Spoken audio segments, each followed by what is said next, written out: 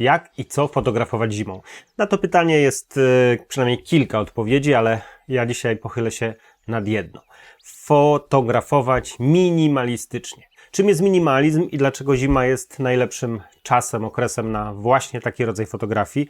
O tym dzisiaj w programie. Dzisiaj o tym także, dlaczego minimalizm jest jedną z najważniejszych technik w ogóle dla fotografów krajobrazu, która sprawdzi się fenomenalnie w innych gatunkach krajobrazowej fotografii. Ja nazywam się Piotrek Trybalski, a to jest program Fotograf w podróży.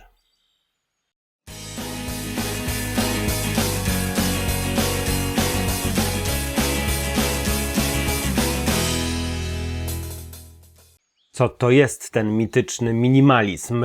To jest taka forma fotografii, w ogóle twórczości, bo to nie tylko fotografii dotyczy, ale wszelkiej ludzkiej twórczości, w której ograniczamy się. Ograniczamy się, jeśli chodzi o formę, ograniczamy się, jeśli chodzi o treść, ograniczamy się, jeśli chodzi o zaangażowanie, ograniczamy się, jeśli chodzi o ilość wyrażanych emocji, a wszystko po to, żeby te emocje wywołać, żeby te minimalistyczne treści wywołały na odbiorcach naszej twórczości określony efekt. W fotografii zimą minimalizm jest świetnym pomysłem na to, żeby nie przejmować się złotymi godzinami, błękitnymi godzinami, czy słońce jest, czy go nie ma, czy pada śnieg, czy go nie ma, co widać, a czego nie widać. Minimalizm to jest taka forma twórczości fotograficznej, którą możemy uskuteczniać zawsze zimą o dowolnej porze roku, o dowolnej porze dnia i pogody, a ja to właśnie dzisiaj chcę udowodnić.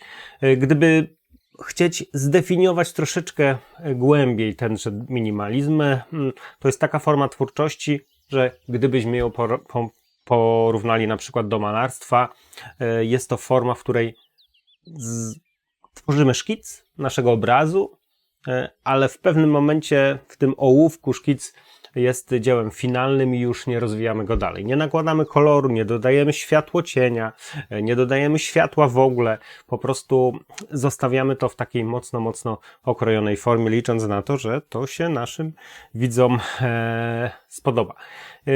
Idąc dalej tym tropem, minimalizm to taka forma fotografii, w której skupiamy się bardzo mocno na formie.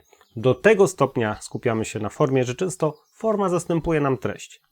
Forma jest treścią. O, może jest to nawet lepsze określenie niż zastępowanie czegokolwiek. Minimalizm to wprawka dla tych, którzy chcą zacząć myśleć geometrią w fotografii, kompozycją geometryczną, którzy chcą włączyć trochę do fotografii matematyki, którzy mają może jakiś problem w fotografowaniu z włączeniem większej ilości tych takich ukrytych wewnętrznych emocji, a wolą mieć tak trochę bardziej kawę na ławę pokazane, co z tą fotografią, co z tą kompozycją robić. Ale niezależnie od tego, co tutaj powiedziałem, minimalizm to jest fenomenalna forma fotografowania dla wszystkich tych, którzy myślą poważnie o krajobrazie, ponieważ przekłada się na inne gatunki fotografii krajobrazowej. Kilka kroków, kilka pomysłów na fotografię minimalistyczną. Zacznijmy od czego? Od tego, co jest w gruncie rzeczy najprostsze i łatwe do zauważenia. Takiego na pierwszy rzut oka. No więc ruszamy w ten zimowy plener. Zabieramy aparat, statyw, nie patrzymy na to, jaka jest pogoda. Szukamy śniegu, szukamy formy, szukamy czegoś, co jest najprostsze. Szukamy detalu. Szukamy takich elementów, które pozwolą nam skierować nasz aparat, obiektyw naszego aparatu na konkretną rzecz, na konkretnie nazwaną, bez jakiegoś głębokiego wchodzenia w szczegóły, bez jakiegoś głębokiego dywagowania nad tym, jak to wygląda, jak to się komponuje. Po prostu szukamy bardzo prostych elementów detalicznych. Tym detalem mogą być tutaj wcześniej widoczne krzewy, detalem mogą być właśnie takie elementy nawet ludzkie, tutaj gdzieś w czasie naszego zimowego pleneru na Podhalu, to jest miejscowość Ząb, kiedy pogoda totalnie nie dopisała, był whiteout absolutny, więc postanowiliśmy szukać takich właśnie detali. Tu pogoda absolutnie zredukowała nam treść, ponieważ minimalizm to sztuka redukowania treści. Robi się to na przynajmniej dwa sposoby. Jeden z tych najprostszych to jest zawierzenie pogodzie. Tutaj zima nam zredukowała treść mgłą i opadem śniegu, ale drugi sposób już sprowadza się do wybierania tych elementów detalicznych, wyszukiwania takich treści, które nie są szczególnie jakoś tam budowane treścią. No mamy w tej fotografii krajobrazowej taki trend do fotografowania na bogato. Tutaj na bogato nie fotografujemy, tutaj fotografujemy na biednie, jeszcze redukując no, de facto zimowe czarno-białe zdjęcie do odcieni szarości, bo tutaj koloru nie było.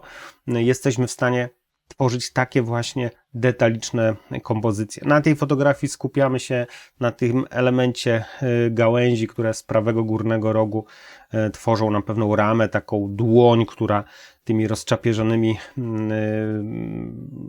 gałązkami próbuje zadrapać element nieba, a gdzieś tam w tyle samotne drzewka w perspektywie powietrznej, czyli w tym rozmyciu takim mglistym, dają nam tą szansę przestrzeni trójwymiarowej. Szukamy takich elementów właśnie drobnych, detalicznych, jakiegoś pierwszego planu i całej reszty, która w tej mgle, w tym zimowym mleku gdzieś nam się kryje. Tutaj, tak jak wspomniałem, słońce nie jest potrzebne, nawet jest niemile widziane. Lepiej się takie zdjęcia robi, kiedy z tego słońca nie ma. Kluczowa sprawa jest taka, żeby umieć ten detal czarno-biały wyłapywać, żeby się nauczyć odczytywania, tak jak tutaj to z naszego pleneru zimowego na Ponidziu, żeby się nauczyć wyszukiwania, nauczyć to nasze oko wyszukiwania takich drobnych elementów, czasami większych elementów, które gdzieś z tego whiteoutu, z tej białej plamy zaczynają wystawać, no i zaczynają jakoś przygrywać w tej minimalistycznej kompozycji. Oczywiście pomysłem są nie tylko zdjęcia arealne, jakieś wielkie przestrzenie, ale ten detal możemy znaleźć też w fotografii no, prawie że makro, czyli kiedy chcemy skupić się na drobnym, zimowym elemencie, jakieś zmarszczki, jakieś zastrugi, jakieś elementy stworzone przez wiatr, mróz, słońce i różnego rodzaju inne procesy, które zimą działają i które dają nam możliwość właśnie wyszukiwania takich prostych, detalicznych form. Redukujemy treść, skupiamy się na detalu, redukujemy kolor, no i próbujemy się na ten prosty sposób, w jakiś sposób, no, na ten prosty sposób, w jakiś sposób z tym minimalizmem wymacać i sprawdzić i zobaczyć, co nam z tego wyjdzie.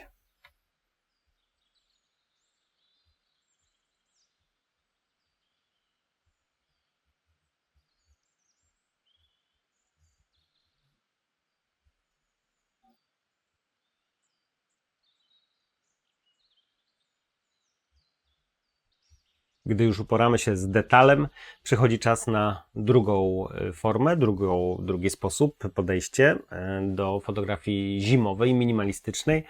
Jest to poszukiwanie wszelkich form liniowych, krzywizn, rytmów. Czyli bawimy się w taki proces skanowania. Ja bardzo często ten proces skanowania wykonuję za pomocą na przykład teleobiektywu albo dłuższego obiektywu, albo po prostu patrzę przez aparat, przez obiektyw, ponieważ ludzkie oko no, nieco inaczej obejmuje rzeczywistość. Trzeba mieć już niezłą wprawę, żeby wyłapywać pewne elementy, ale patrząc przez aparat ograniczamy nasze widzenie do tej prostokątnej ramki i łatwiej nam jest wyłapywać wszelkie linie, krzywizny, rytmy. Szczególnie zima się do tego świetnie nadaje, bo nie zawsze śnieg zasypuje nasz krajobraz na równo, tworząc piękną białą pierzynę. Czasami jest wiatr, czasami jest odwilż, czasami są jakieś formy działalności rolniczej, ludzkiej, które gromadzą, akumulują śnieg, a w innych ten śnieg jest wywiadowany i daje nam to fenomenalną możliwość do tego, żeby sfotografować właśnie w sposób minimalistyczny te wszystkie rytmy i linie. No ale zobaczmy zdjęcia.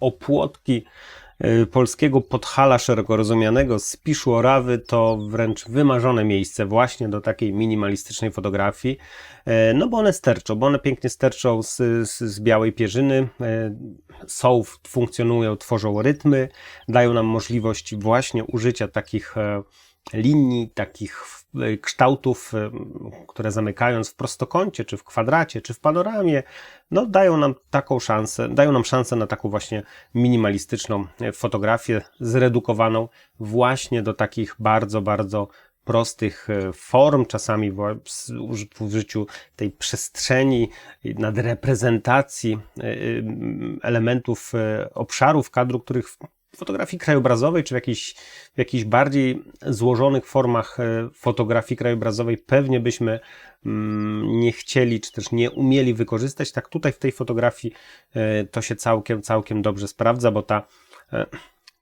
chciałoby się powiedzieć szmata na niebie, no bo nie ma tutaj nic, nie ma praktycznie żadnej struktury na tych białych chmurach. No więc ta szmata na niebie w tym przypadku całkiem fajnie nam tutaj pogrywa. Kasprowy to są zdjęcia, które wykonałem wspinając się na nartach skiturowych, idąc na nartach skiturowych na Kasprowy Wierch, gdzie no, po obu stronach mojej trasy wejścia jeździli narciarze, no i oczywiście za pomocą nart rysowali, tworząc dla mnie, jak znalazł, różnego rodzaju formy liniowe, przy odpowiednio wysokim słońcu, przy podniesieniu kontrastu, jak to w fotografii krajobrazowej, czarno-białej, która rządzi się kontrastem. Czarno-biała fotografia rządzi się właśnie tym kontrastem pomiędzy światłami i cieniami. Zresztą mówię o tym w moim kursie obróbki zdjęć w Adobe Lightroom. Tam dosyć dobrze fotografia czarno-biała jest omówiona i właśnie zarządzanie kontrastem, budowanie tej narracji czarno-białej w fotografii jest, jak mniemam, świetnie wyjaśnione, więc zapraszam chętnych. Ten kontrast no, daje nam możliwość podejścia takiego totalnie matematycznego, wręcz geometrycznego. Tutaj nieco inaczej, w kolorze, ale też z tego samego wyjścia na Kasprowy. Ta matematyka pozwala nam właśnie zapanować nad liniami, zapanować nad tą zbieżną perspektywą, użyć tych wszystkich form liniowych do tego, żeby prowadzić nasz wzrok gdzieś, rozprowadzać go po kadrze od prawej do lewej, w głąb kadru, tak jak nasz zmysł kompozycyjny podpowiada nam, że warto robić. Wspomniane pola to jest, znów wracamy na Ponidzie, gdzie właśnie przeorane jesienne pola, przewiane śniegiem, wytopiony śnieg, przewiany, tworzy no wspaniałe formy liniowe, które można fotografować no, w zasadzie bez końca, chodząc w różne miejsca, wystawiając a to na prawo, a to na lewo obiektyw. To jest pełne pole do popisu dla wszystkich, którzy właśnie myślą sobie o takiej minimalistycznej formie i chcieliby sobie potrenować. To polecam pofalowane Ponidzie. No i w końcu też wykorzystanie światła, to jest zdjęcie z Wysokiego Wierchu, gdzieś w kierunku Tatr, ale właśnie bez Tatr, bez tamtej pięknej panoramy, krajobrazu, który wszyscy znają, bo jest ograny już jak nie powiem co. Tutaj wykorzystanie tej chwili, tego drobnego elementu, kiedy światło pięknie odbija się na lśniącym, zlodzonym stoku. Pamiętam bardzo dobrze to nasze wyjście na Wysoki Wierch.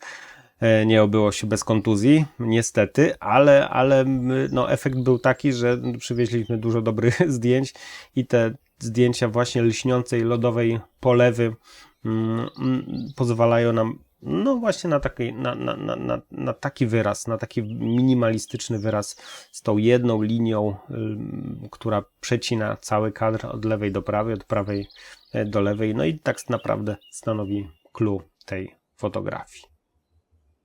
Jeśli nie detal, jeśli nie linie prowadzące, to co? No pomysłów jest jeszcze kilka. Jednym z takich, no może troszkę bardziej złożonych, ale dalej gdzieś tam ocierających się właśnie o fotografię redukującą ilość treści, czyli minimalistyczną, jest wykorzystywanie no, tej przestrzeni trójwymiarowej i budowanie takich bardziej, no powiedzmy złożonych fotografii trójwymiarowych, ale w dalszym ciągu minimalistycznych i w dalszym ciągu zimowych. Wykorzystujemy wszystko to, co daje nam matka natura.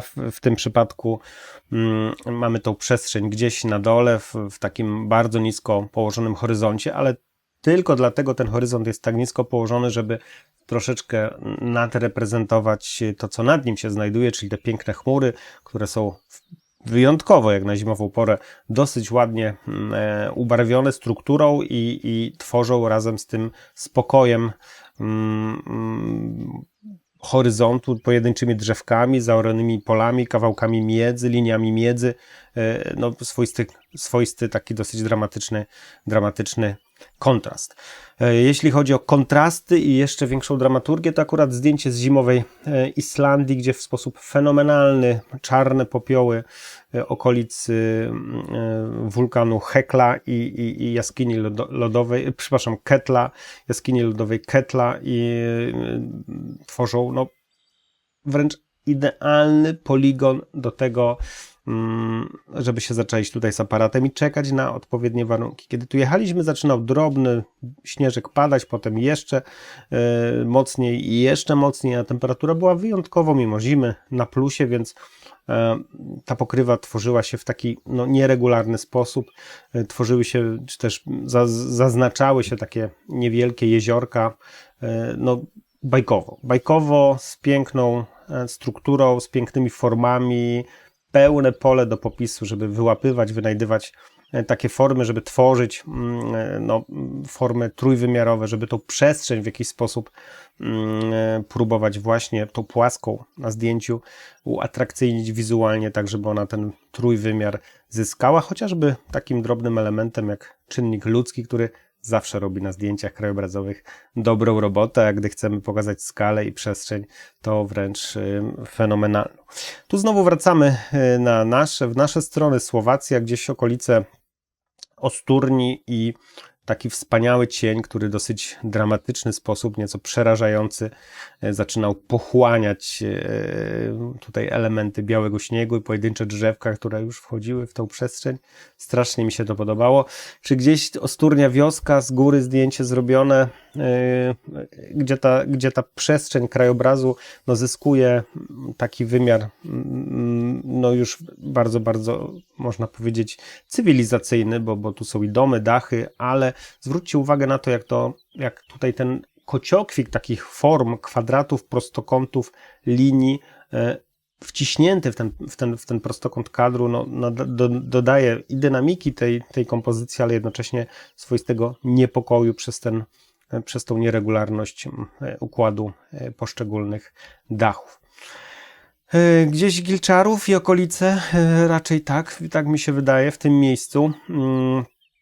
Znów wykorzystanie chwili ładnej pogody zimową porą do zbudowania takiej przestrzeni trójwymiarowej zimowej, ale też zredukowanej zarówno w obszarze koloru, jak i ilości treści. Droga, jakaś trasa narciarska, pojedyncze domki, otoczone tą wspaniałą ramą drzew. Świetnie to wygląda. Prawdopodobnie zdjęcie jest wykonane prawie że w tym samym miejscu, w inną stronę. Tu też zabawa w takich chwilach, kiedy pojawiają się smugi światła, które gdzieś tam przez jakieś szpary w chmurach, gdzieś tam malują nam tą przestrzeń pojedynczymi liniami. To samo zdjęcie, które widzieliście chwilkę temu, ale nieco inny kadr. Już tutaj dodanie nieba i tej dramaturgii nieba i przestrzeni, perspektywy powietrznej z tym trójwymiarowym krajobrazem, który gdzieś tam znika nam. Tutaj coś więcej kroczek dalej. Czy też z zaprzyjaźnionych krajów alpejskich, to jest, o ile dobrze pamiętam, gdzieś z pogranicza Austrii i Szwajcarii, wyjazd narciarski, no, gdzie zawsze warto do plecaka narciarskiego brać niewielki aparat i fotografować, a kiedy światło dopisze, kiedy forma, rzeźba dopisze i kiedy zredukujemy wszystko do palety czarno-białej, no to zyskujemy takie bardzo, bardzo trójwymiarowe, plastyczne obrazy. Polacy nie gęsi, Babia Góra też nie gęsi, więc podobne zdjęcia, czy też zdjęcia o podobnym charakterze można przecież wykonać tutaj na naszej polskiej ziemi. Ważne, żeby mieć tę świadomość, czy też to przekonanie, czego szukamy, w jaki sposób chcemy to zamknąć w prostokątnej ramce, w jaki sposób chcemy to skadrować. Nie będzie w tym cienia przesady, gdy powiem, że moja ulubiona forma zimowego minimalizmu to backgroundy, wszelkie tła, wszelkie tekstury, czyli używanie aparatu jak taki stempel, jak taka forma wręcz do wycinania fragmentów treści i pokazywania ich w zamkniętym obszarze, bez jakiejkolwiek trójwymiarowej przestrzeni, bez perspektywy. Trochę jak rysunki na egipskich piramidach, to tak na rozgrzanie atmosfery, zimowej atmosfery. Obok detalu, skupianiu się na takim drobnym detalu, gdzieś tam nawet takim, w cudzysłowie, makrodetalu, właśnie te tła, backgroundy są czymś, co lubię najbardziej fotografować. Chodząc po tym islandzkim lodowcu, naprawdę miałem radość aż po pachy. Od ucha do ucha cieszyła mi się buzia, ponieważ takich teł, takich struktur, takich form, które dawały mi możliwość właśnie takiego fotografowania, wybierania z tej przestrzeni moją prostokątną sztancą aparatu fragmenciku, który każde zdjęcie było inne, bo ten układ tych linii, tych warstw popiołu w lodzie jeszcze inny, redukcja koloru niebieskiego, turkusowego do palety czarno-białej, zabawa była przednia.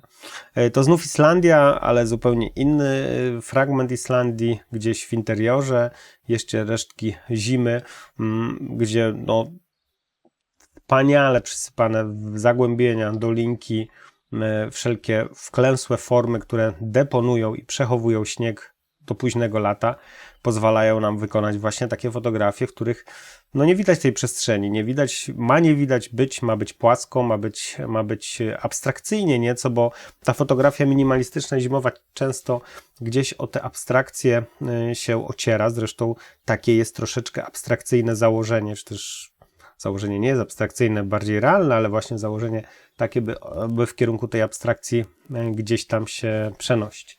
Tu jesteśmy na Ponidziu i też wybranie takiego fragmentu tego ponickiego pofalowanego krajobrazu, żeby zamknęło się to wszystko właśnie w takie tło, w taki pattern. Coś, co, wydrukowane w dużym wymiarze, w świetnej ramie, z jakimś passepartout czarnym, powieszone gdzieś nad stołem w wielkim salonie. Myślę, że to mogłoby całkiem dobrze wyglądać i całkiem dobrze sprawdzać się w takich nowoczesnych pomieszczeniach. Takie formy minimalistyczne są, myślę, że byłyby też lubiane. Tutaj epatuję tymże Ponidziem, bo pamiętam, że to był nasz wyjazd zimowy, plenerowy, którym gnaliśmy za śniegiem, bo temperatura rosła w ciągu dnia tak szybko, że widzieliśmy, że stojąc 40 minut w jednym miejscu, widzieliśmy różnicę w ilości śniegu od pierwszej minuty, kiedy się tam pojawiliśmy, aż po ostatnią minutę, kiedy jechaliśmy dalej, gnając dalej na wschód, bo tam jeszcze były resztki śniegu, więc te formy pozostałe z tą geometrią, z tymi kwadratami, z tymi liniami, zamknięte właśnie w formie takiej płaskiego tła, lubię bardzo, bardzo, bardzo, co chyba słychać jakoś tak epatuje szczególnie. To znowu wracamy na górę w Dżar, odwracamy się od Tatr i patrzymy w kierunku Gorców i zimą czasami udaje nam się takie formy sfotografować. Ja tutaj pokazuję specjalnie takie zdjęcie i to zdjęcie, bo to jest fragment zoomowany teleobiektywem po to, żeby pokazać Wam, w jaki sposób można do tego podchodzić, bo tutaj nie zawsze jest ten horyzont, to niebo, to pokazanie rzeczywistości w taki sposób, że ona jest dosyć łatwo kwantyfikowalna. Widzimy, co to jest. To nie zawsze musi być obowiązkowe. Czasami właśnie zredukowanie zdjęcia do takiej formy, kiedy nasz obraz fotograficzny zyskuje taki element malarski, można powiedzieć, nie bez przesady, bo rzeczywiście trzeba się tu wpatrzeć w to, co tutaj się znajduje i w jaki sposób jest to pokazane, ale zyskuje to na wyrazistości, taka forma jest też wysoce pożądana, więc warto się nad nią pochylać. I na koniec tej naszej minimalistycznej przygody z zimową fotografią, kolor. To tylko akcent. To będą tylko 3 fotografie, które pokazują, że kolor może też odgrywać rolę. Zredukowany kolor, czy też kolor, który akcentuje pewne elementy. Kolor, który w tej czarno-białej, czy też białej zimowej przestrzeni staje się takim elementem dodatkowym, a nie tak jak zazwyczaj w fotografii krajobrazowej celem samym w sobie. Nie bez kozery mówię o 3 zdjęciach i nie bez kozery mówię o zaakcentowaniu tematu, bo temat kolorów fotografii zimowej mógłby być, może kiedyś jeszcze będzie, pomysłem na zupełnie pełny nowy odcinek mojego poradnika, więc 3 zdjęcia, kluszkowce z góry w żar, zimową porą i no, dosyć oryginalne podejście do kolorowania domów, fasad domów, nie powiem. W tej zimowej poświacie no, zyskuje to, bo mam takie samo zdjęcie, że też podobne zdjęcie zrobione jesienią i zupełnie ten kolor tutaj nie gra roli, no ale też właśnie o tym mówimy. Czy też Lubań i wieża widokowa z Wdżaru widziana w czasie wschodu słońca, kiedy te kolory są absolutnie niesamowite. Zimową porą te dodatki kolorystyczne w postaci właśnie takich magent, róży, fioletów, robią mega robotę. I koniec końców dosyć agresywne podejście do koloru zimą, zdjęcie narciarskie z wykorzystaniem elementu ludzkiego, które właśnie stanowi taką kolorową wisienkę na torcie naszego dzisiejszego filmu i nagrania. I na koniec coś, o czym wspomniałem na początku dzisiejszego filmu. Fotografia minimalistyczna, szczególnie ta zimowa, jest ultra ważna dla wszystkich tych, którzy roszczą sobie prawa, ambicje do tego, żeby robić dobrą fotografię krajobrazową w ogóle. Dlaczego tak jest? Ano dlatego, że minimalizm zmusza nas do innego myślenia. Przede wszystkim zmusza nas do myślenia detalem, do wyszukiwania form, do wyszukiwania, tasowania tej rzeczywistości za pomocą tej prostokątnej ramki naszego aparatu i wyłapywania wszelkich rytmów, linii, tych reguł, matematyki, takiej krajobrazowej matematyki, która świetnie później sprawdzi się w fotografii zwykłej, kolorowej, tej w tym efekcie kostki cukru, który kładziemy sobie na języku, gdy patrzymy na piękny, wspaniały, kolorowy krajobraz gdzieś z niskim słońcem w jakiejś złotej godzinie, no i zachwycamy się nim do tego stopnia, że on czasami tutaj bije na alarm, czasami wręcz zakrywa pewne reguły kompozycyjne, atrakcyjność kompozycyjną obrazu krajobrazowego. No tak niestety bywa. Minimalizm narzuca nam właśnie taki sposób myślenia o fotografii, żeby ta kompozycja była tutaj kluczem, a światło, fajne kolory były elementem dodatkowym, który podkreśla, redukuje bądź podkreśla nam te kompozycyjne zasady, które sobie w naszym zdjęciu przyjęliśmy. Więc chodząc z aparatem fotograficznym nawet w ciągu lata, wiosny, jesieni, wtedy kiedy są kolory, spróbujcie sobie czasem przełączyć aparat na widzenie czarno-białe i zobaczyć, jak to wygląda w czerni i bieli. Wtedy włączy nam się to myślenie minimalistyczne z zimy i w ramach tego myślenia może pojawią się elementy, które właśnie zimą widzieliśmy całkiem dobrze, bo przysypane przez śnieg, bo zredukowane kolory, bo te linie przecież tak wyraźne, te grafiki tak wyraźne, te patterny, backgroundy, tak wszystko wyraźne. Więc minimalizm zimowy pozwala nam być jeszcze lepszymi fotografami krajobrazu w tych nieminimalistycznych, kolorowych czasach poza zimą.